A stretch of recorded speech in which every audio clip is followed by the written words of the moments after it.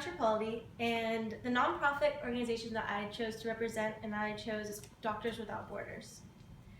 Doctors Without Borders is actually a Nobel Peace Prize winning organization. They won in 1999.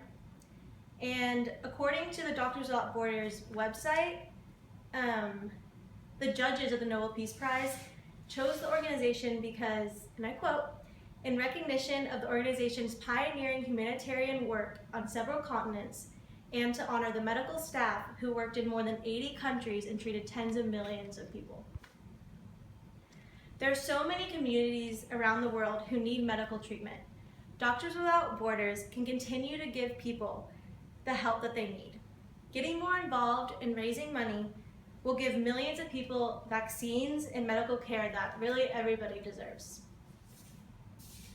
So to begin, there is a need. Millions of people around the world do not receive the proper medical care that they need to survive. We're very, very fortunate in the United States, and a lot of countries are a lot less fortunate, and that's why Doctors Without Borders travel the world to help other communities.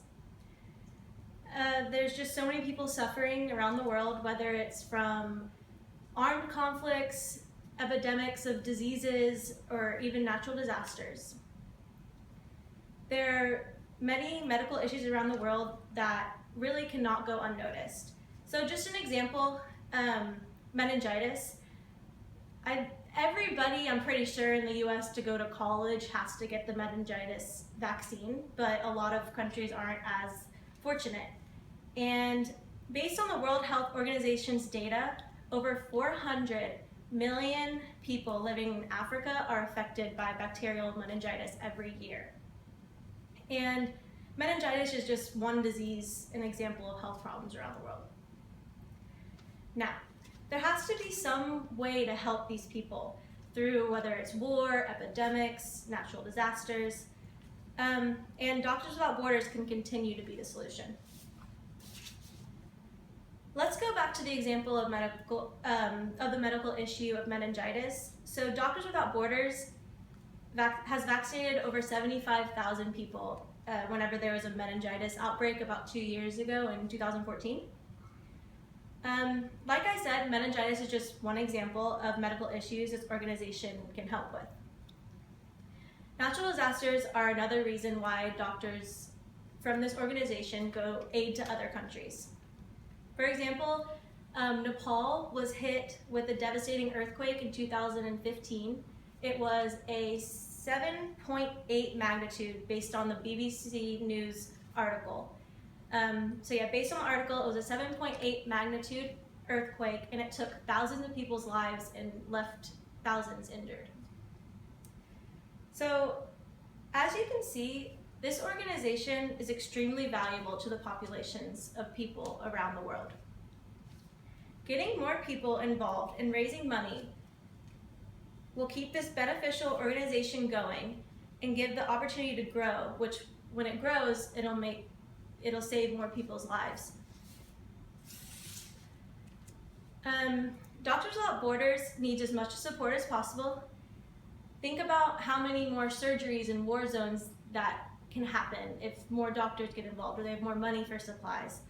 And also, I didn't really think of this as like a medical health problem, but Doctors Without Borders actually helps people who were part of sexual violence.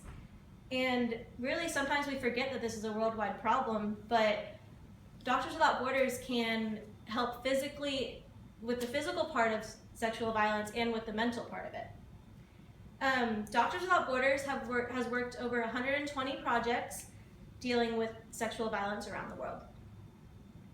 Support of this nonprofit organization can lead to more medical research as well. An example of medical research in this organization is about 6 doctors did research on, let me get this right, supplementary food during an anticipated nutritional emergency. So pretty much they found that short-term use of their supplementary food in babies from 6 to 23 months improves the nutritional status of children who are likely to end up in the state of malnutrition. There are many countries where malnutrition, especially in children, is a big problem. And according to the Doctors Without Borders website, only about 3% of the 20 million children who suffer from malnutrition get the help they need, the life-saving help that they need. So that research project is very beneficial, and that's the type of things that Doctors Without Borders accomplishes. So when you look at the big picture, Doctors Without Borders is worth the support from everybody. Ultimately, like I said before, this organization is exceptionally beneficial to millions of people around the world. Doctors Without Borders, in many ways, like I described before, they help with war situations and like diseases and medical research and natural disasters. So please help support Doctors Without Borders so they can continue to do what they're doing. And with growing support, who knows how much more they can accomplish. Thank you.